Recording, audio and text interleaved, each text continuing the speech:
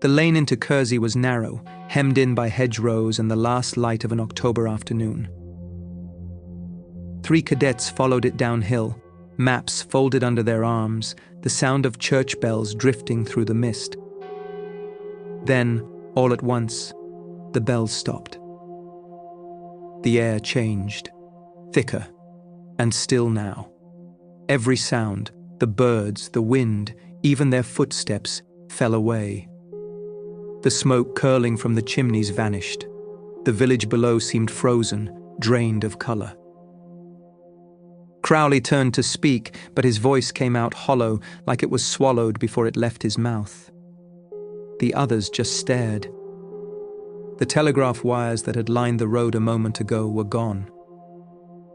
In their place stood cottages with warped glass and doors hanging open onto darkness.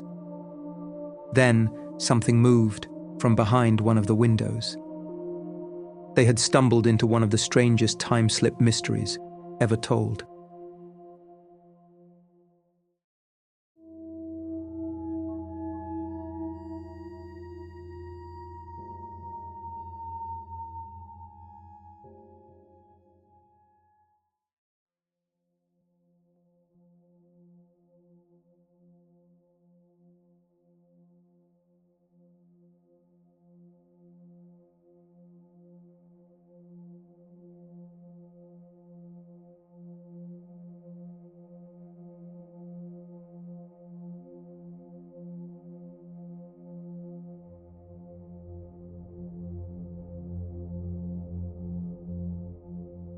Time is often spoken of as a river, constant, forward, and beyond recall. Yet in certain places it sometimes appears not to behave that way. In a quiet corner of the English countryside lies a village that seems perpetually suspended between centuries. Its cobbled lane dips toward a shallow ford known simply as the Splash, flanked by crooked timber-framed houses that lean like aging witnesses. This is Kersey, in Suffolk, a settlement so unchanged that to walk its main street at dusk is to feel the centuries breathe around you. Kersey's written history reaches back to the 11th century, when Augustinian monks founded a small priory dedicated to St. Mary and St. Anthony. From these beginnings grew a prosperous wool town, its coarse Kersey cloth exported across Europe. The medieval prosperity built the tall church tower that still dominates the valley. According to parish records, work on that tower halted for decades during the Black Death, only finishing in 1481, a pause in time, marked in stone. But Kersey is remembered for more than its industry. The village carries the kind of folklore that settles over old English ground like mist. Locals speak of phantom bells ringing from St. Mary's Tower when storms roll in from the coast, a sound that archivists note in church accounts dating back to 1756. A monk in a grey habit is said to walk the lane near the former priory, glimpsed by farmers after nightfall. This tale appears in the Suffolk Folklore Society's 1934 bulletin. There are stories, too, of lights moving across the ford on Midsummer's Eve, and of travellers who hear chanting carried on the wind when no service is being held. Whether such phenomena are echoes of faith or fragments of something older, they give the village a reputation for thin boundaries between the living and the dead, and perhaps between past and present. It is against this backdrop of quiet superstition that one of the strangest alleged time slips in modern British history took place. It was October 1957, an ordinary autumn afternoon in Suffolk. 3 Royal Navy cadets, William Laying, Michael Crowley, and Ray Baker, were on a map-reading exercise in the countryside west of Ipswich. They were stationed at a naval training school and accustomed to the discipline of field navigation. Their route led them through a patchwork of hedgerows and low rolling fields until, near sundown, they caught sight of a village nestled in a shallow valley.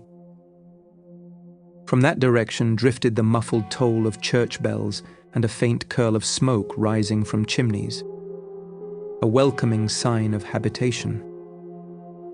The map identified the place simply as Kersey. As they neared the ford, the boys noticed a cluster of ducks drifting lazily across the shallow water. At first glance, the birds seemed ordinary until Lang pointed out that they weren't moving. Their heads didn't turn, their wings didn't stir. They just floated there, perfectly still, like painted decoys set out by a hunter. The water around them barely rippled. Crowley laughed uneasily and tossed a pebble toward the nearest one, but there was no reaction, not even a splash. Then, as the stone touched the surface, the ducks were simply gone. No flutter of wings, no sound of flight.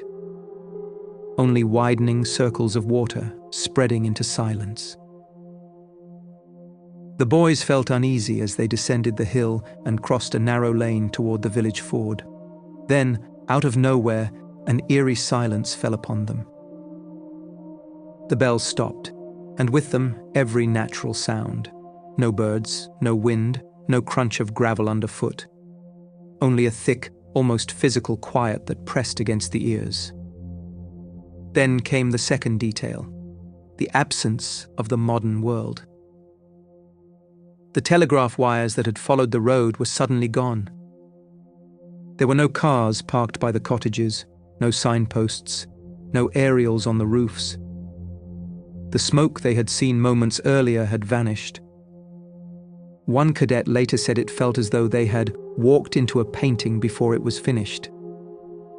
As they advanced down the main street, the air seemed oddly bright, the colors oversaturated, yet drained of warmth.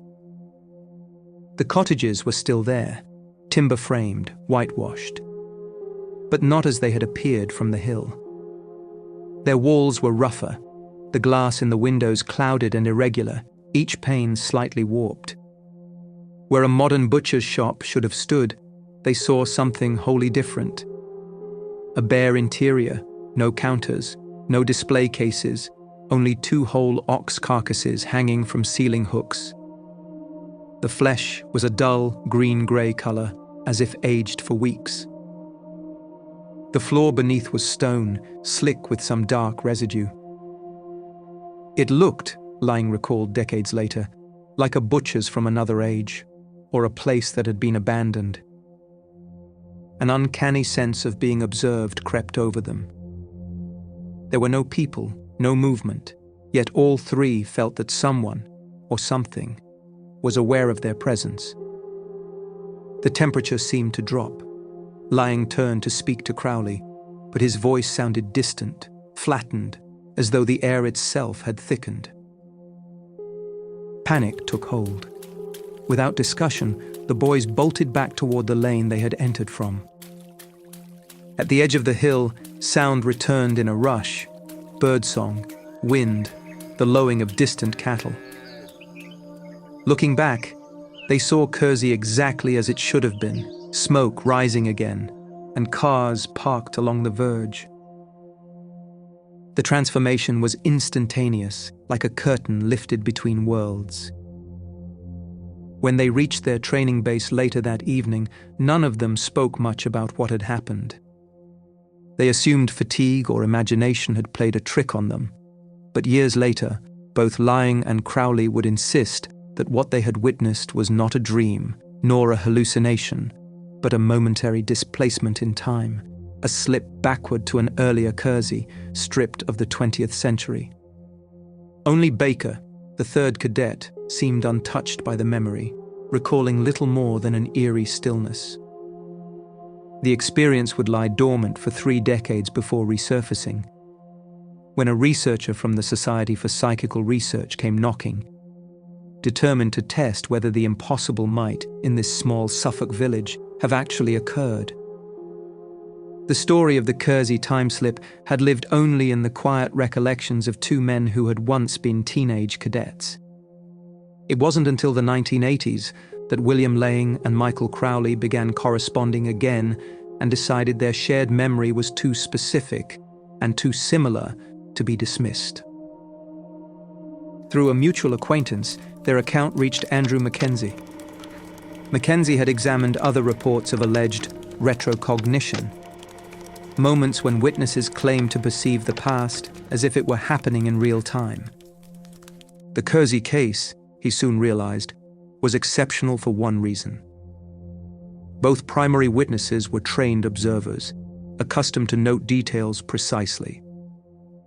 In interviews recorded for Mackenzie's field notes, Lang and Crowley described the same sequence independently: the silence, the vanishing smoke, the warped glass, and the decaying ox carcasses inside the butcher's shop. Their recollections aligned in minute particulars, even the color of the light, a kind of filtered gold, and the stillness that preceded their flight. Both men insisted there had been no sign of hallucination, no panic until the silence fell. When shown photographs of Kersey as it appeared in the 1950s, each pointed to the same building on Church Hill as the one containing the strange butcher's interior. Mackenzie's follow-up research uncovered several intriguing clues. Parish and trade records confirmed that a butcher's premises had occupied that very site since at least 1790. Architectural surveys suggested the timber frame could indeed date back to the mid-14th century, a time when much of the village was rebuilt after the Black Death. The window description, with its small, uneven panes, was also accurate for that period. He concluded that, if the cadets truly saw the building stripped of later modifications, they had somehow glimpsed it as it stood before the church tower's completion in 1481. Yet there were inconsistencies. Glass windows were rare luxuries in rural Suffolk before the Tudor era, and no archival source mentions whole carcasses hanging in a medieval butcher's dwelling without the open counters typical of the trade. Skeptics suggested that the boys might have wandered into a derelict outbuilding and misread what they saw in failing light. Mackenzie himself never claimed proof, only that the evidence resisted easy dismissal. In his final report, published in the Journal of the Society for Psychical Research in 1988, he noted parallels between Kersey and other English time-slip cases, such as the celebrated Bold Street incidents in Liverpool and the Versailles experience of 1901. Each involved ordinary people, brief episodes of silence or distortion, and environments reverting to visibly older states. Could Kersey, with its untouched medieval architecture and deep geological strata, act as a kind of temporal echo chamber, replaying a fragment of its own history? Local reaction was divided. Some residents dismissed the story outright, calling it cadet nonsense. Others, especially older villagers, spoke quietly of odd lulls in sound and fleeting figures in outdated dress seen near the ford at twilight. A retired schoolmaster recalled hearing his father tell of 3 soldiers who lost an afternoon here once. Whether coincidence or corroboration, such remarks deepened the mystery rather than resolved it. By the time Mackenzie died in 2001, he considered Kersey one of the most persuasive examples of an environmental time anomaly ever documented. Still, he admitted, persuasive is not the same as proved. And so the village remained, unchanged, untouched, and waiting for the next ripple in its endless, silent loop. If the past can reappear, even for a moment, what does that say about time itself? For centuries, philosophers have wrestled with the notion that moments never truly vanish, only slip beyond perception, like waves that fall back into a deeper sea. The strange case of Kersey forces that idea out of abstraction and into the cold, cobbled light of a real English village. For William Lang and Michael Crowley, the experience was not symbolic or poetic. It was tangible. The air had a weight. The silence could be felt. They didn't look through time, they walked inside it. Theories proliferate wherever the rational ends. Physicists have proposed that space-time may fold upon itself, allowing fragments of one era to momentarily overlap another. In such moments, a witness might stand in the narrow seam where centuries meet, seeing both worlds at once before the fold smooths closed. Geologists note that Suffolk sits on layers of conductive clay and chalk, materials known to distort magnetic fields. Could an electrical or atmospheric anomaly have triggered some kind of neurological resonance, projecting an image of the past onto the present? Psychologists counter that extreme fatigue or sensory deprivation can induce collective hallucination. But if that was so, why were two cadets affected identically, while the third remained untouched? There are older explanations still. English folklore speaks of thin places, regions where time is worn thin like fabric stretched by centuries of human passage. The ford at Kersey, where road, water, and reflection meet, appears often in such stories. The Suffolk Folklore Society recorded several 19th century accounts of travellers hearing chanting near the water's edge long after the priory had fallen silent. Some local historians believe that certain atmospheric conditions can trap and replay sound, a kind of natural recording. If sound can echo through time, why not light? The Kersey Priory itself adds another layer. Founded before 1218, dissolved in the 15th century, it was said to house relics of St. Anthony and to maintain a hospice for the poor. A chronicle preserved at King's College, Cambridge, notes that its lands suffered a strange stillness during the plague years. Fields untended, bells unmoved. The same phrase, a strange stillness, appears uncannily in Lang's account of 1957. Whether coincidence or inherited folklore, the resonance is haunting. In recent decades, Kersey has changed little. Modern cables are buried, the medieval timber remains exposed, and the church tower still tolls over the valley. Walk there at dusk, and the air itself seems charged. The ford surface trembling like a mirror about to reveal what lies behind it. Perhaps that is why locals still lower their voices after dark, as though afraid to wake something sleeping in the stones. Skeptics will insist that the cadet story is a trick of perception, a blend of fatigue, memory, and the peculiar stillness of old places. Yet the question remains, why Kersey? Why that street, that hour, that unbearable silence? The answer, if it exists, lies somewhere between the rational and the sacred, a reminder that time is not a road, but a field. And now and then, the grass parts, just long enough to show the tracks of those who walked it before.